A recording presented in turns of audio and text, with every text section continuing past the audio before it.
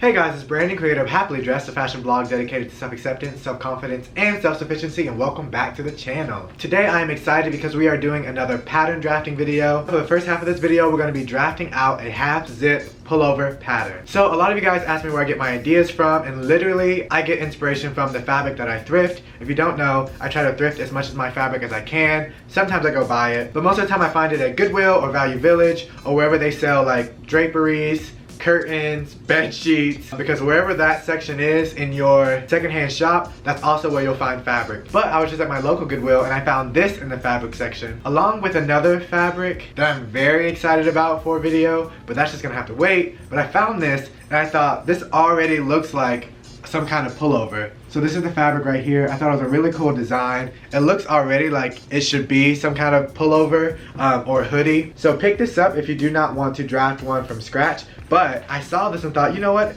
I could do this myself with my own measurement, so why not try to teach you guys how to do the same thing?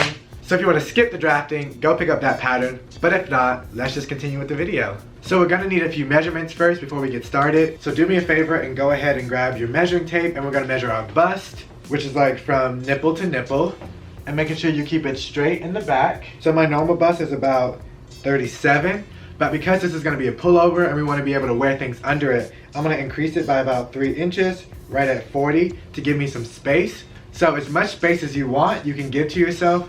I think 40 would be good. That's my bust, go ahead and write that down. Then we're gonna go up to the shoulder seams. So commonly your shoulder seam will sit right in the middle of your shoulder. So I like to put my measuring tape there to determine how long I want the garment to be. So a normal length for me would be 21 because it hits me an inch right below my waist, which is how I like to wear most of my button-ups, pullovers, shirts, it doesn't matter. A little cropped is always better for me because I have such a short torso. So 21 will be my length. Next, you're gonna wanna find the length that the first half of your front is going to end, so like where your zipper will be basically. How you do this is by going back to that shoulder seam position and coming down and be like, okay, I want it to hit like right at the sleeve. That would be about 10.5 inches, like right where the armhole would be. It's gonna be where your zipper stops as well. So you don't want it to go all the way down here and then you only have like 2 inches of your shirt length, unless you're making a longer garment. So for me, I would probably choose 10.5 for my zip to stop. So I'm just gonna record that length as well. So you'll write down your total length of your garment and then the length of the first front half of the garment. Next, we're gonna get your shoulder seam width.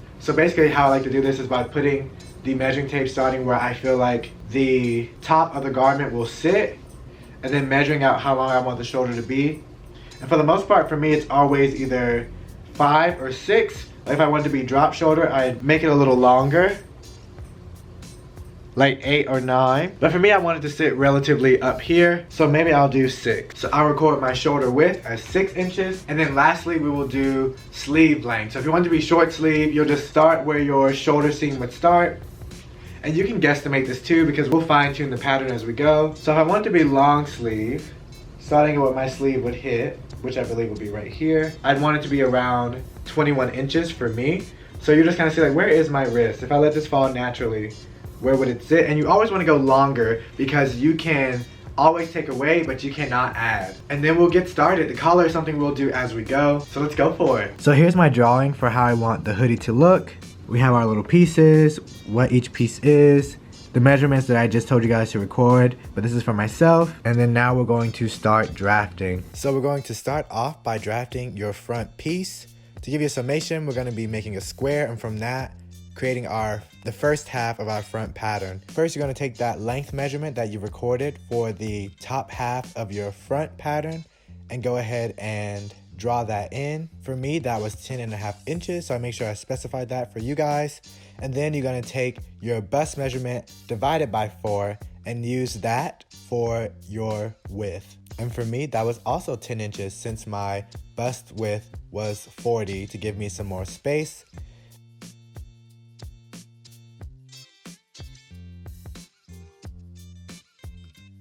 And then I'm going to close off the square by doing another 10.5 inches for length.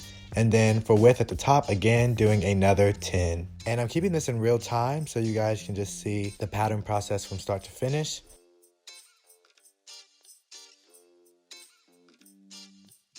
And now zooming in, it's a little blurry, but I'm gonna freehand a front neck hole line I went about 3 inches out from the top and about 1.5 inches to 2 inches down. Because a shoulder seam is not straight, it is angled, I took my ruler and matched it to the 6 inches that I wanted my shoulder width to be and drew that down at a diagonal. This will look different from every person, but hopefully you can see from where I did it on mine, how you can start with yours. And then from there, I have a curved ruler that I use sometimes to do my shoulder seams, and I used that to help me figure out how big my shoulder hole was going to be.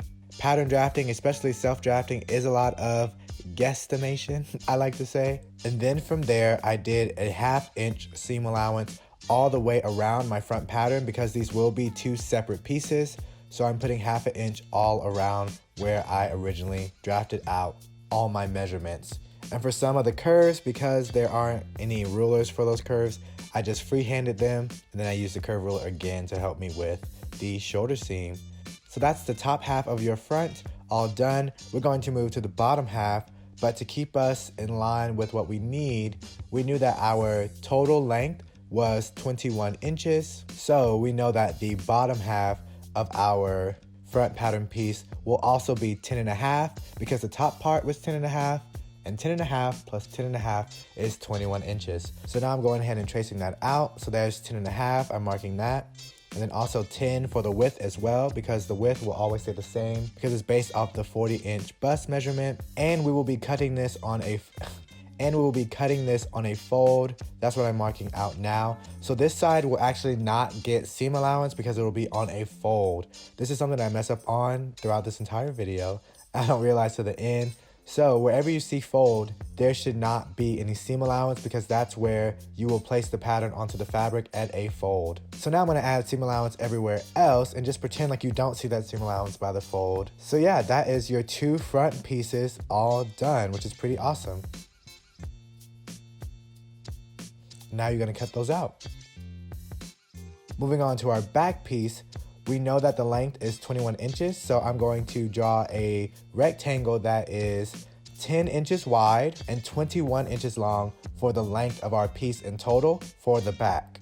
And this is something that you will also cut out on a fold, so that side will not get any seam allowance. Remember that, because I don't listen to myself and I put seam allowance. Don't do that.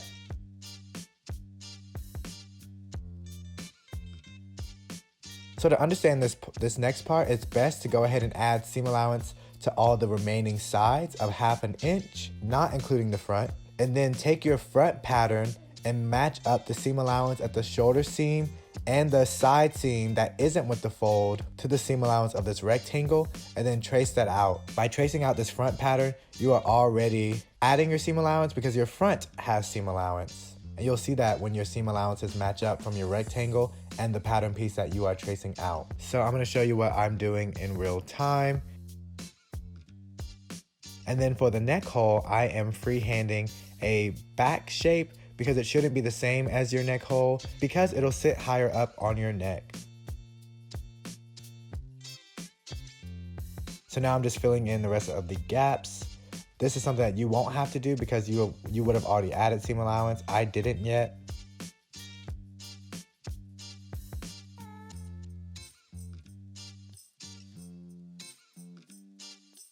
And then you'll cut that out. Thanks for bearing with me on that. Hopefully that all makes sense. You should not have seam allowance where the fold is. I did, and that messed me up. But there should be seam allowance for your front half piece because those are 2 individual pieces that will attach to a zipper. The rest will be cut on a fold, so they do not need seam allowance on those sides. So with the pieces cut out, this is what they look like. So before we start putting them together, this is why it's good to use some kind of sample fabric first before your real fabric, because we want to test to see if our neck hole is right. So basically I'm putting it to where my shoulder seam would be and seeing where it fits on my neck. For me, it was a little high, so I'm going to take it down 1/2 inch, and I will actually mark that with a pin so you can see where that is. So now I took both my front patterns and sandwiched them right sides facing so that way I could cut them at one time. And where that pin was, start my cut and curve it up to that shoulder point. We are not reducing the shoulder point, we are just reducing the neckline. And then now, once you figure out that it works, because I took it back to the mirror and it was perfect, you want to place that onto your pattern and fix your pattern as well at the same time.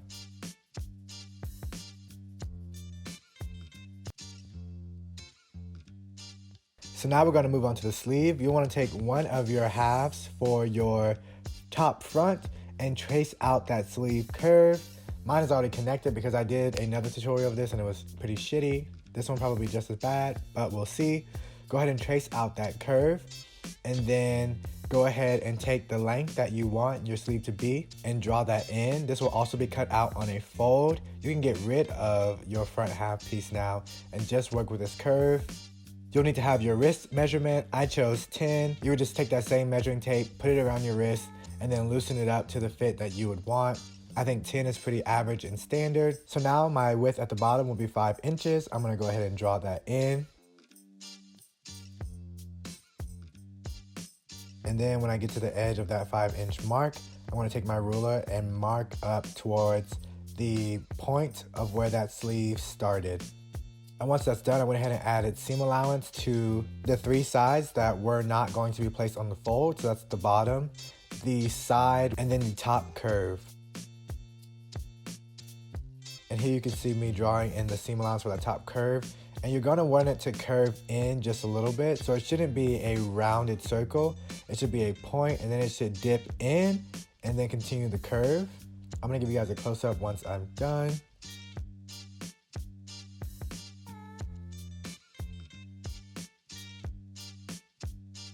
But yeah, make sure that your line is on the fold. And finally, for the first time, I did not put seam allowance on the fold because seam allowance does not go on the fold.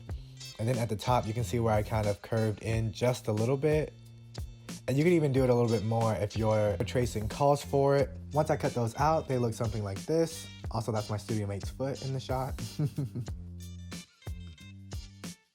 To make sure nothing frays on the inside, I'm gonna serge the corners of the 2 top pieces, and then also the width of the bottom piece. It looks like this once I'm done. So the side, the bottom, and then the top of the bottom piece. I folded in the sides that were going to attach to the zipper by 1/2 inch. I gave them a little press with my iron to make it easier, and then I pinned them to both sides of the zipper. Took it to the sewing machine, and once that was done, I went ahead and attached the bottom part of the front to the top part of the front. As you can see, I have it pinned down now. I sewed it, then I flipped it back, gave it a little press, and then top stitched it down. From there, I took the back and connected it to the front, right sides facing, pinned at the shoulder seams, and went ahead and sewed those down as well. After I was done, I tested it in the mirror to see how it was fitting. I loved how snug it was on my neck. It was right where I wanted it, and the shoulder pieces look nice. I also decided to throw in a pocket at the last minute. So I created this rectangle pocket and flap. This part was a fun little bonus that I just wanted to add to increase some cuteness to my half zip pullover.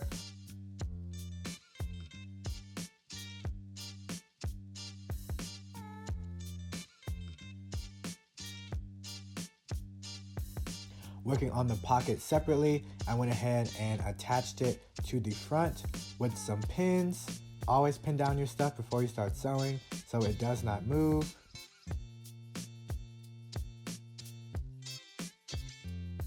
And then once I was done, I gave it a good little press.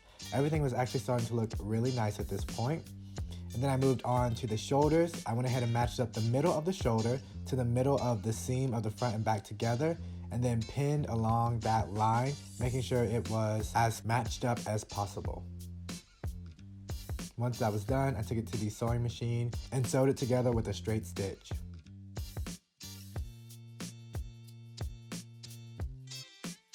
After that was done, I serged it and gave it a good press.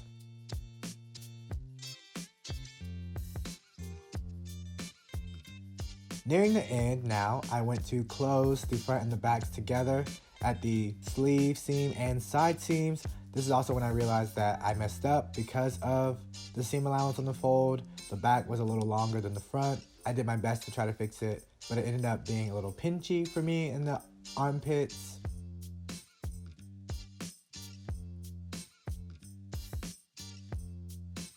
So adding the collar, I put my pullover on my mannequin, but you can do this literally laying it on a table and measure the distance from the openings of both sides of the collar.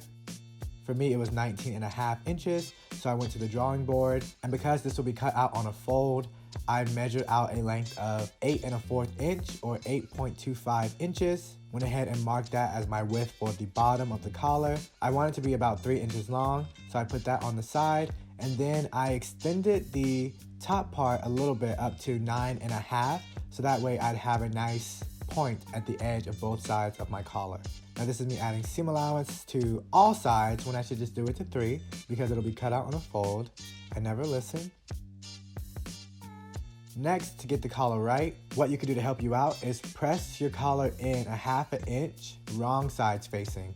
So I did it right sides facing and there was no going back, but you should press it at 1/2 inch wrong sides facing and sew at 1/2 inch seam allowance on all 3 sides. Then you'll turn it out and give it a press, and it should look something like this if you did it the right way. Then I just added the collar to the neckline at a 1/2 inch seam allowance. And take your time with this. It definitely takes a little finessing sometimes when adding collars because it is a curved surface, but the more you do it, the better you will get.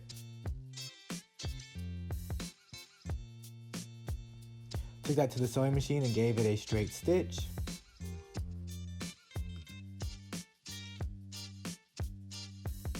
And that was the collar put on. And this is basically the end. Now we just hem the bottom and the sleeves and then we're all done.